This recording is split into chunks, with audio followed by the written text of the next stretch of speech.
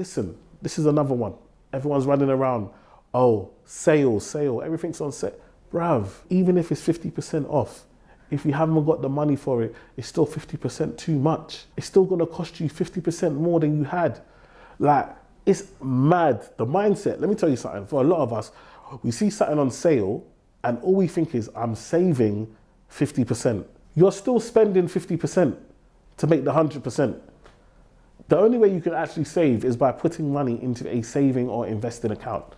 That's when you're saving, that's when you're investing, that's when you're putting money away. All the other saving that they got you saving in this consumerism mindset is you saving, but you're still spending. You have less money than when you started. You might have items, but those items, especially when it's food, those items are gonna be gone. So I want you to understand that mindset of, okay, yes, save. Okay, yeah, this is half price, 75% off. Oh, great. It only works for things that you would have bought already. So when it comes to all these sales and all this money that you're spending on all these offers, it only makes sense if you are saving, if you're getting a discount on something you were already gonna buy. The reality is that Boxing Day sales, you are going out looking for the things that are on sale and you're gonna spend money on things that you don't actually need, you were never really gonna buy, but because of the price, because of the discount, you're now spending. That's not saving you no money. That's not actually saving you money. You've got less money than when you begin, and you've spent more than you need to because you're buying stuff that you don't actually need. All right, that's not how we save money. And this is why it's so important for you to have a list. What are the things that I actually want to get out of this sale? If I'm going to go into this Boxing Day sale, if I'm going to go into this January sale, what are the things that I actually need, I actually want to buy, things that I'm actually going to spend money on this year? Are any of the things I'm going to spend money on this year available now at a discount? Those are the things you should be spending money on. That's when you're going to start saving money. Sometimes what we do is, you've got a limited income, yeah? So you've got a job, you get paid monthly, yeah? So you get paid monthly. Sometimes we are spending 2 months worth of outgoings in just December. So now you get paid in January, that January that feels like it's got 6 weeks in it because you spent all January's money in December because you get paid early. So you spent all January's money in December. Now you're struggling through January. And this is why when I say now, get a side hustle, there are 365 days in a year why I only get paid on 12 of them. Use a side hustle to increase your income, to support you. You might want to say, but I haven't got time for a side hustle. I'm tired. But you got time to search the whole internet for all the different sales, all the different things you want to buy. You've got time for all of that. We need to start prioritizing the things that are really important and the things that really make sense for us and our families and our goals. Do you understand? So for me, it's this time has come now. Don't allow yourself to spend all and suffer for February and March because you spent all your money in December and January. What are some things that we can do? One, have a list. Actually have a list of things that you want to spend money on. Okay. 2, have a budget. Actually tell yourself, this is how much I have to spend. This is how much I'm going to spend in this period of time. And I know that it will not affect me financially because I have enough savings, I have other stuff going on, and it's not going to affect me. 3, it's really important to use sites like, there's a site called Idillo, which allows you to look at the product that you're thinking that's on sale and actually see what has the price been throughout the whole of the year. So actually you can see, are you getting a good deal? Is this the lowest that this price has been, or has it been higher? That's called Idillo. So use it. There's also Camel, which compares Amazon. So anything on Amazon, it will compare it to see what has the price been throughout the year. Don't just accept that they're saying, oh, this is 70% off or 50% off. This is the lowest. Actually go and check. You could have seen that in November, it was this exact same price. All right. So actually do some research to make sure that you're actually getting a good deal. 4, check the returns policy. Don't just buy. Go on the company website and check the returns policy.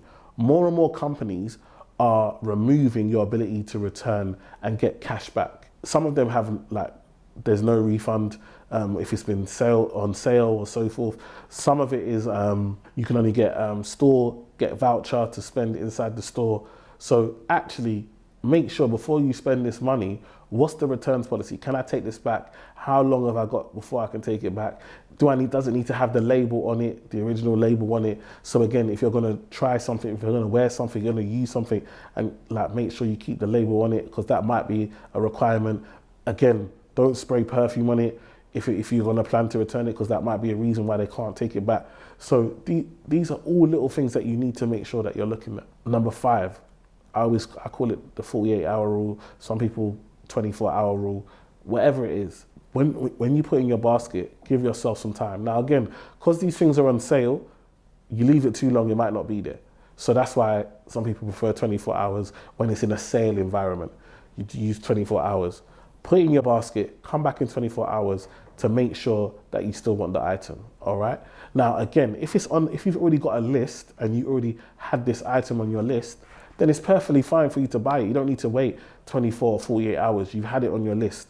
But if you haven't had it on your list and you're adding something that you never plan to buy just because you're in that sales mode and you want to buy everything and everything is looking great, then actually take the time to give yourself 24 hours before you purchase that to make sure, do I still want it? A lot of the time when you come back with fresh eyes, without all the excitement, without all the links and the colors and everything flashing and you're in that exciting mode, when you just come back with fresh eyes, you might be able to tell yourself, actually, I don't need this right now. So I'm gonna let it go. I'm not gonna buy this right now. Lastly, again, when it comes to the purchasing and buying, like, what are you gonna pay with? Can you pay with a credit card if it's gonna give you some additional points or give you some additional protection, depending on how much you're spending, or are you gonna pay with a debit card?